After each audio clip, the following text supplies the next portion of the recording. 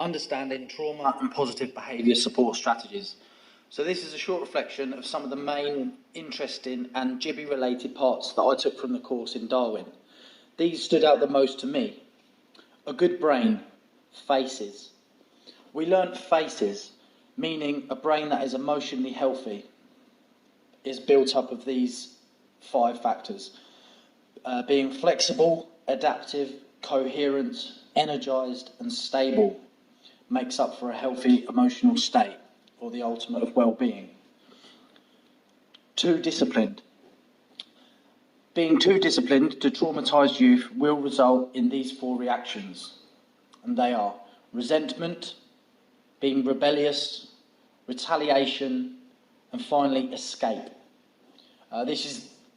This is a really good thing that I learned on the course, especially because I've always had a background in youth work of being too disciplined, and the trainer went into this, and it was just really interesting, and I took a lot of value from it.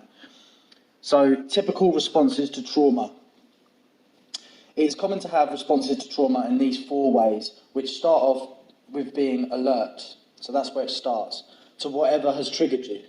And then it goes on to flock, fight, flight or freeze, fold, faint or collapse, or finally discharge. So an example of this would be in the remote Serengeti of Africa, a wildebeest in the savannah is chased relentlessly by lions, but he gets away.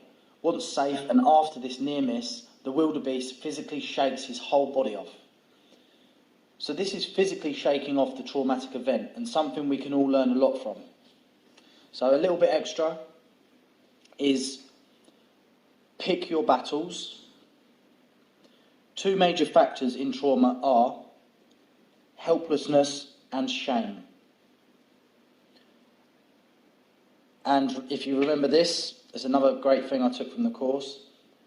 If you are bigger, stronger, wiser, and can be kind, then you can make the world of difference to traumatised youth.